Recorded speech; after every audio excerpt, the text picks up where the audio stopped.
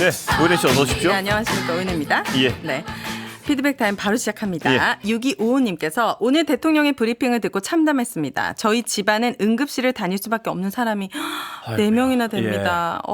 암 환자 3명, 심장이 좋지 않은 분 1명, 병원에 자주 갈 수밖에 없는데 대통령이란 분이 응급실을 가보라고 화를 내는데 마음이 무너지는 것 같았습니다. 이건 너무하는 거 아닙니까?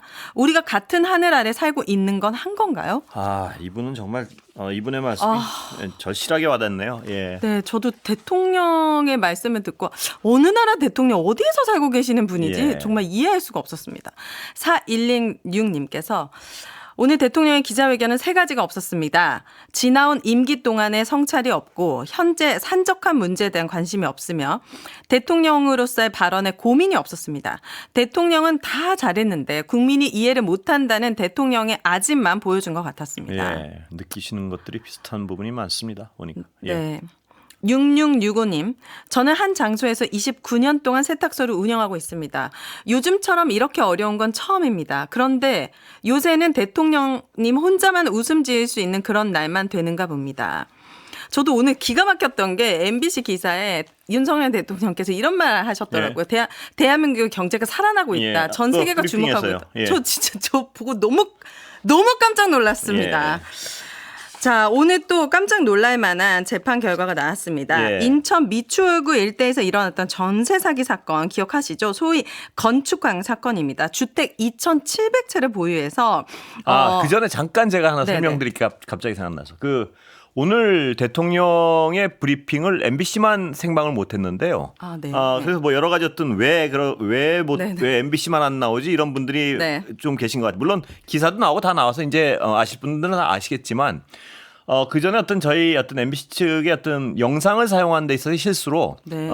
그 기자단 그러니까 그 코리안 풀이라는 데서 징계를 받았어요. 그래서 라이브를 내보내지 말라 이런 결정이 내려졌는데 그럼에도 불구하고 우리 MBC 측에서는 내보내보려고 어떻게든 그 코리안 풀을 설득해 봤는데 몇몇 회사들의 강한 반발로 결국은 내보내지 못했습니다. 근데 네.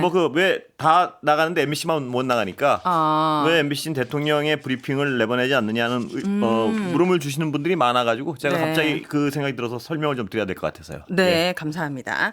자, 오늘 인천 미추홀구 일대에서 일어났던 전세 사기 사건입니다. 소위 건축왕 2,700채를 보유했었고 전세 사기 이 사건으로 인해서 청년 4분이 자살하기도 했습니다. 그런데 1심에서는 이 건축왕의 법적 최고형이 15년형이 나왔는데 2심에서는 형량이 7년 반으로 반토막이 났습니다. 재판부가 이런 판단을 내린 배경에는 사기 혐의 액수가 과도하게 책정됐다. 148억 원 중 68억 원만 인정했고 그럼 68억 원은 뭐 껌값입니까? 그리고 재정 악화로 인지한 시점을 2022년 1월로 판단해서 그 이후 보증금만 사기죄로 이렇게 해당한다고 봤습니다. 그런데 저는 여기서 더 기가 막힌 게 같은 혐의로 기소돼서 징역 4년에서 13년형을 선고받았던 공범 9명 역시 모두 무죄 또는 집행유예로 감형돼 실형을 피한 상황이에요. 이 전세 사기 피해 규모를 제가 보니까 올해 7월 17일 경찰청이 제출한 자료에 따르면은 전국 18개 시도 경찰청의 수사 결과 전세 사기 피해 규모가 무려 2조 2,836억 원이고 거의 사회적 재난 수준이라고 볼 수 있었고 국토부에서 발표한 작년 자료를 보면은 이 피해자의 2030 세대가 70% 거의. 그러니까 젊은이들이죠. 다. 68.8%의 피해자분들이 2030이었습니다. 대한민국의 정말 소중한 청년 세대가 사실 이거 다 피땀 흘려 모은 전 재산이잖아요. 그렇습니다. 그들의 인생을 사기꾼 몇 명이 이렇게 파탄을 냈는데 법이라는 이 잣대가 뭔가 가해자의 인권에 너무 매몰되어 있고 이 사회적 재난 수준의 피해를 준 가해자의 형량이 이토록 가볍다면 이거 근절할 수 있는 겁니까? 그렇습니다. 이게 재판관들은 각자의 법률에 의한 판단을 하시겠죠. 그런데 이게 상식적 수준에서 보면 너무 일반 상식과 동떨어진 게 많아요. 아까 68억이라 그랬는데 7년이란 말입니다.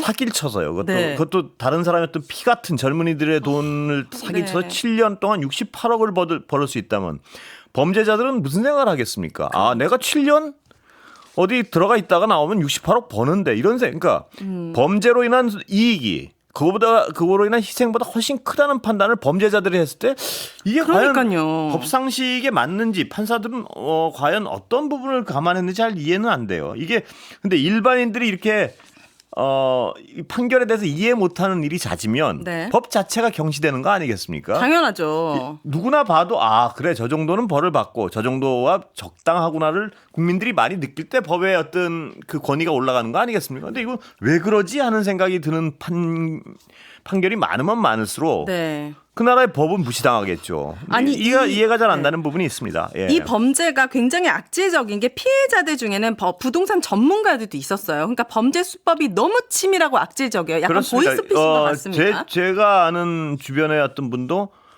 부동산에서 계약을 했는데 전세 사기를 치고 뭐 이러더라고요. 너무 많죠. 그런 예. 분들이 너무나 많습니다. 경제사범에 대한 이 가해자들의 형량을 그렇습니다. 너무 이게 적어도 범죄로 인한 아까도 말씀드렸지만 범죄로 인한 기대 수익보다는 네. 그 벌이 훨씬 더 무겁다는 생각이 적어도 균형은 맞춰야지 이런 일들이 줄어들 텐데요. 네. 이게 사법부의 예. 판단이 제발 달라지기를 그리고 왜냐하면 이게 국가가 또 제대로 보호하지도 못하고 있지 않습니까? 예를 들어 맞습니다. 국가가 제대로 보호하는데 피해자들이 약간 주의의 의무를 게을리해서 이런 일을 당한다면 또 판단을 다를 수가 있겠지만 네. 지금 우리나라 젊은이들이 이런 전세 사기 당하는데 국가가 제대로 보호를 거의 못하고 있는 상황에서 재판부까지 이런 판단을 내리면 네. 이 젊은이들은 어디 기대겠습니까? 잘 정말 상식과 잘 어울리지 않는 판단들이 종종 있는 것 같아서 저도 잘 갸우뚱할 때가 많습니다. 네, 예. 이 전세 사기 사건이 자꾸 수면 아래로 가라앉는데 전혀 해결되고 있지 않다라는 건 많은 분들이 알았으면 좋겠습니다. 예. 자, 불행 중 다행으로 대통령이 거부권을 행사했던 전세 사기 특별법 여야 합의로 국회를 통과했는데 이것도 거부권을 행사하지 않고 잘 통과될 수 있기를 바라봅니다. 이번에야 뭐 여야 합의했으니까요. 네. 예. 자, 다음 이야기로 오늘 윤석열 대통령 국정 브리핑 기자회견에서 뉴라이트 관련 발언을 했는데요. 먼저 직접 들어보고 오겠습니다. 들어보시죠. 근데 저는 솔직히 뉴라이트가 뭔지 잘 모릅니다. 왜냐? 뭐 서로 뉴라이트를 언급하는 분마다 서로 뭐 좀 정의가 다른 것 같아서 그래서 뭐 우파인데 좀 뭐라 그럴까 좀 진보적 우파를 말하는 건지 뭐 뭔지 처음에 나올 때는 그런 식으로 들었는데 요새는 또 뉴라이트에 대해서 뭐 언론에서 제가 좀 그동안 본 거하고 좀 또 다른 정의가 막 이루어져서 그런 건 잘 모르겠고 그런 건 잘 모르겠다는 말씀인데요. 저는 어떻게 예. 대통령의 언어가 이렇게 품위도 없고 논리도 없고 진정성도 없는지 들을 때마다 너무 실망스럽거든요. 모르면은 이제라도 공부를 하셔야 되고 바로 그 점이겠죠. 아시게 되었다면은 임명을 철회해야 하든지 둘 중에 하나를 하셔야 할 것 같은데요. 그러니까 저는 근데 이 초기에 대통령의 초기에요. 뉴라이트가 뭔지 몰랐다는데 저도 그걸 믿어요 저는. 몰랐을 겁니다. 아마 모르셨을 겁니다. 왜냐하면 그쪽에 이렇게 면밀하게 들여다보는 성격은 아닌 것 같아요. 그런데 네. 몰랐다 쳐도 뭐 모른다고 말씀을 하시니까요. 네.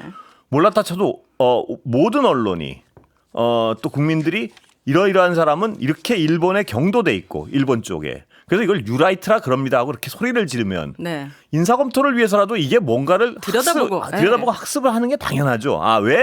왜 반대하는 쪽에서 이렇게 그리고 왜 나보고 자꾸 친일적인 어떤 성향을 의심하지? 이러면 당연히 대통령으로서 국민의 마음을 살펴봐야 하는 대통령으로서는 네. 뉴라이트가 뭐길래 네. 참모들 불러서 제복에 그 똑똑한 사람이 얼마나 많습니까? 1시간만 강의 들으면 네. 뉴라이트의 역사부터 뭔지까지 고시 출신 아니십니까? 네. 그러면 구수입니다. 네. 한 시간으로 구수라도요. 부족할- 예, 네. 구수라도. 그런데 1시간만 들으면 누구든 이해할 수 있을 겁니다. 그럼 네. 그것도 책 보고 본인이 공부 안 해도 그 똑똑한 관료 출신한테 뉴라이트를 좀 정리해 와봐라 하면 네. 그럼 왜 문제를 삼는 거야부터 해가지고요. 네. 왜 국민들은 그러면 네. 이걸 모른다는 얘기가 쉽게 나오면 안 되는 상황이죠. 왜냐하면 온 나라가 이 인사 때문에 난린데. 근데 예. 정말 몰랐을까요? 저는 그게 의구심이 드는 게 뉴라이트 인사가 한 분이 아니잖아요. 예. 너무 다방면에 있기 때문에 그러니까 제가 말씀드린 몰랐을 수 있다는 얘기는 네. 뉴라이트의 개념 같은 걸 공부를 안 해서 몰랐겠지만 네. 어떤 세력이 네. 대통령한테 좋은 얘기를 많이 하고 네. 그 사람들이 추천한 인사를 무비판적으로 썼을 수도 있다. 저는 뭐 네. 이렇게 의심하기도 합니다. 그러니까 이게 뉴라이트라서 쓴다 이런 것보다는 어떤 세력이 굉장히 어떤 자기가 추구하는 바에 대통령이 네. 추구하는 바에 방향성과 맞고 말을 잘 듣고 네. 그러니까 그 사람들이 추천하는 사람을 비판 없이 네, 받아들였다. 받아들여 보니까 또 비슷하고, 네. 그러니까 또 좋고, 뭐 이런 과정이 반복됐을 수도 있다. 네. 뉴라이트 개념은 지금도 모르실 수도 있다. 네. 뭐 저는 이렇게 의심도 합니다. 예. 알겠습니다. 제가 다음 뉴스를 이어드리고 예. 마무리하도록 마무리, 하겠습니다. 예. 우리가 고속도로나 휴게소 지날 때마다 실종된 송혜를 찾아주세요라는 정말 플랜카드부터 해서 이런 걸 정말 많이 보셨을 예. 텐데 이분은 고3 때 실종됐고 예. 자기 딸을 찾기 위해서 25년 동안 전 재산을 다 바쳐서 마지막에는 거의 기초생활 수급자로 폐품을 수집하시던 예. 분인데요. 이분이 이제 최근에 사고로 돌아가셨어요.